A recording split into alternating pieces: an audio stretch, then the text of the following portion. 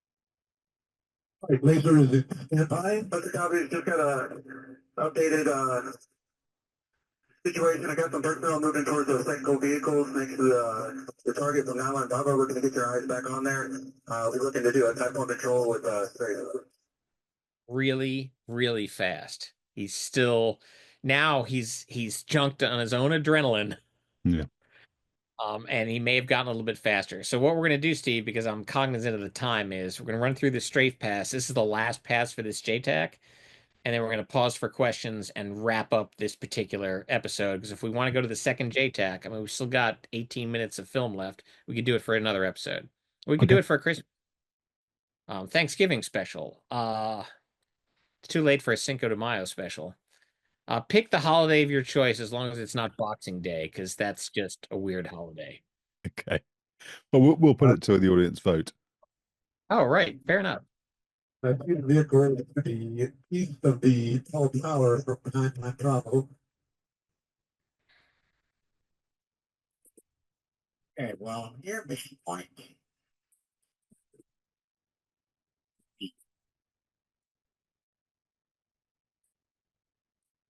All right, good arm. Okay, so the target, 9-1 Bravo, was the target between the runways. One vertically developed target with 3 vehicles off to the side in a row paralleling the runway taxiway. Confirm those vehicles are aligned north to south. Yep. They are in a line north to south. 3 vehicles.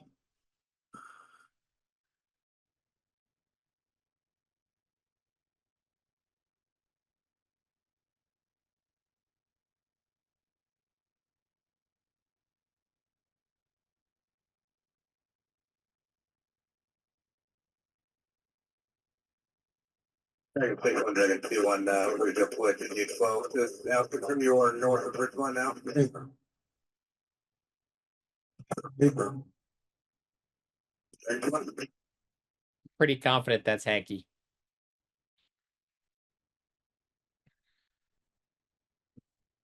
Dragon 6-1 from Hustler, confirm you are tally target this time. Dragon 6-1 is tally the target.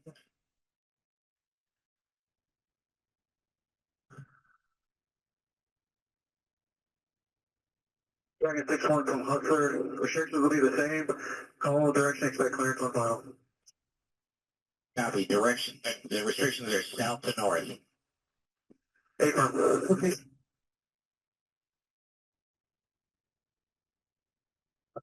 On the road. All right. Visual the target at the left side. Me too. The runway is about a third of the way down from south to north. 1 large structure on the west, 3 vehicles on the east. Those are our target. Yep. Should be under the speed. Roger. Let's see where that could be. That's our first gun to arm the gun to arm the gun. We'll do a little high for 30. We'll be on a little bit of a high wire, but great. Our way down. Recovery altitude is higher than 500 ATL, so you can anticipate me coming off by about 0.5 speed. Got it. 3.5 speed. Half a nautical mile from the sensor point of interest. Okay. What is the 3? Sorry, I'm being dense. So 3.5? Oh, so He's- a 30-degree high angle, in this case, a 30-degree dive. Okay. But he said you can anticipate me coming off by 3.5 speed. I'm sure he said 0.5. that. Oh, 0.5 speed. Okay. Yeah, 3.5 speed is a Star Wars thing. You know, coming in 0.35. Can't believe you don't remember this. Your geek credentials are just being flushed down the toilet. You know it was lost on me. You should have had someone else host it. Yeah, I know. It's gonna came out before you were born. All right. Get off my freaking lawn. I'm gonna play this now.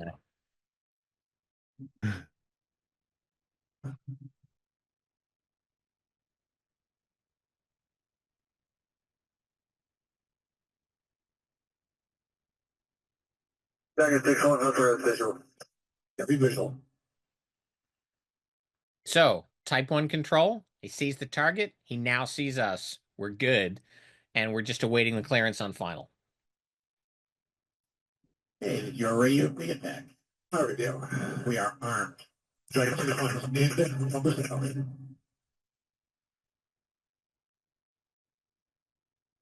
On the head of the whole file. Sorry, it's all cleared up. All right. Thank you very much for that.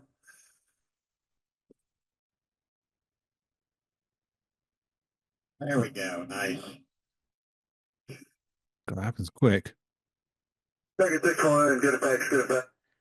Yeah, so I mean, it took much longer to get around than it might have if we'd been pressed for a time, but we probably had a burst limiter set in.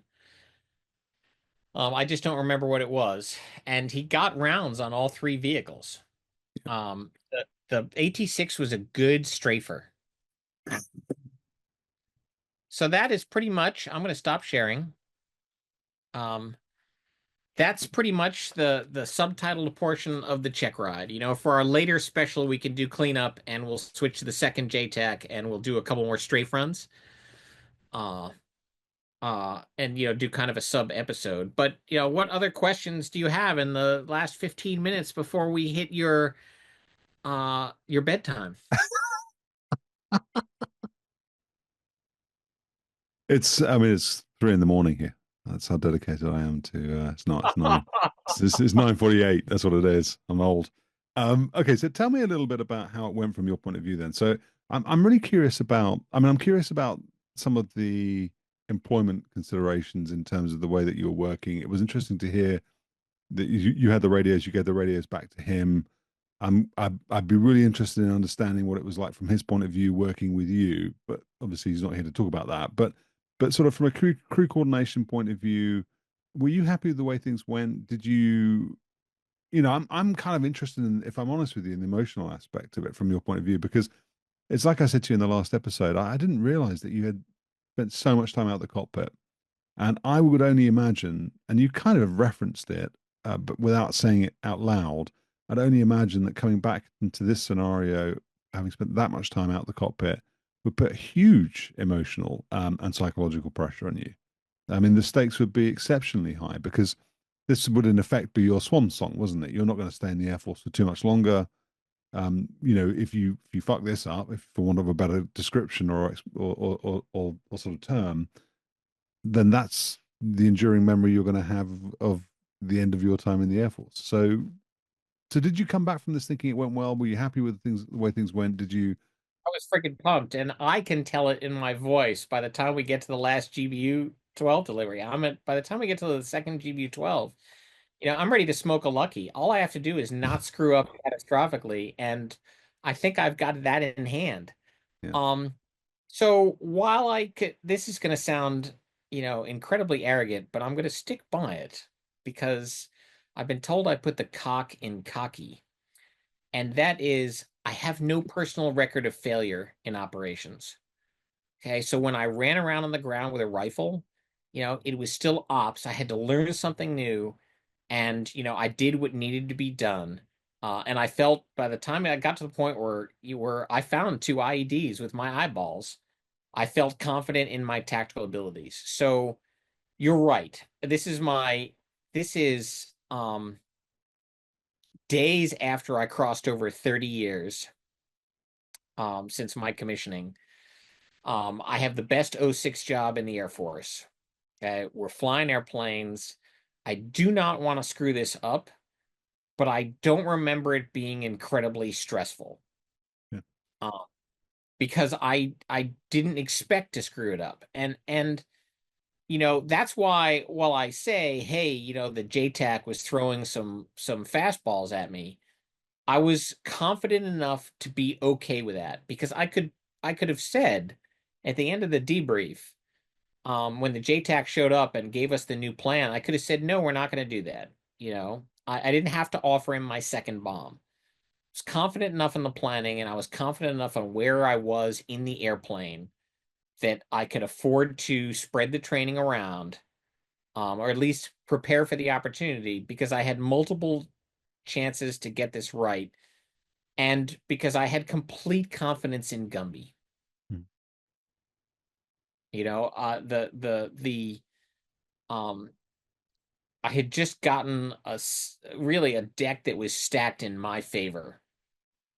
And you can hear it. I mean, I'm flying with a 3,000-hour Viper guy who's got a couple hundred hours in this airplane and is an experienced instructor. Yeah. And that works. And the crew coordination is kind of the way I usually do it. There's actually a little bit more banter on this tape than you would have heard on a combat mission. Or that you have heard on a combat mission. So there we go. What did you find then with regards to him being a sort of tech strong guy and you being Air Force? I mean, who was in charge? I mean, he's the aircraft commander but you know, what was the balance there? He's the aircraft commander. It's a Textron aircraft. Um, it wasn't any different than it would be. I mean, like I said, we'd been in the same shop. He'd been my boss. I've got an officer performance report with his signature on it that says nice things about me. Yeah. Yeah, it was just the same as if we'd gone into an Air Force aircraft, and done something else. I was not cognizant of anything. It was the right cultural fit. And in fact, all of the instructor pilots that Textron and Sierra Nevada fielded for the light attack experiment, they were all fast jet. And I hate to say this in this context, but I'm counting the A-10 as a fast jet. They were all fighter attack instructors. Okay, even though we had a couple of Navy guys, the Navy guys were good too. They just did things a little bit differently, but that was something you adjusted to. So culturally, we're all executing within the tribe. What do you then in your debrief of this tape with Gumby and with the JTAC then?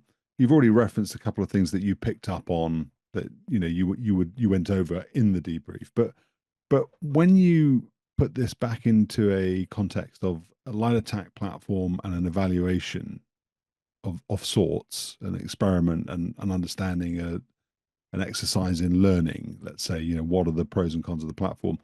From the 30 minutes or so of tape you just played us, what are the things that you pick up on and say those were good things about it, and are there things in there that you would say those are bad things? I mean, you've already mentioned, you said it was a great gun platform.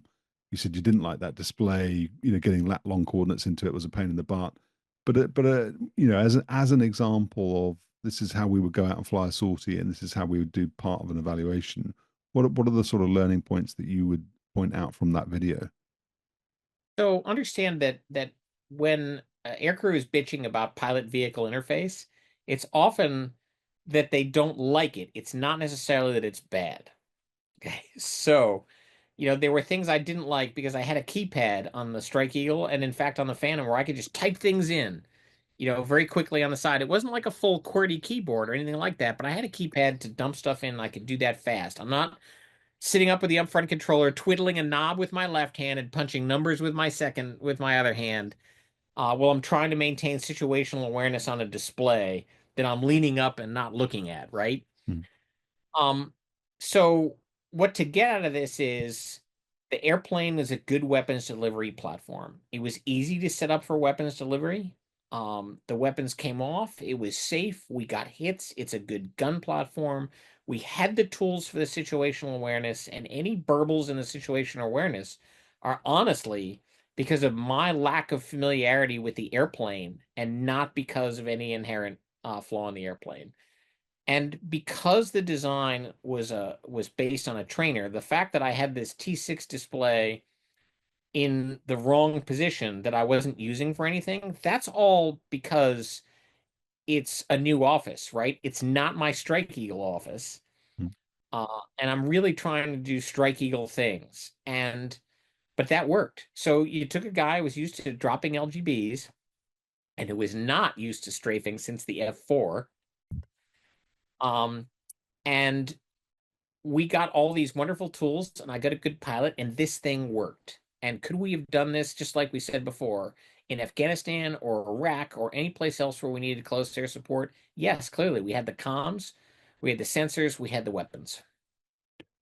So as a continuation then of that type of question, I wanted to ask you a little bit about the scenarios. It was interesting where the JTAC is giving the target, and I think the second time Gumby already knew He was always before I think the nine line had even finished. He was like, "Oh, that's the old Sam site."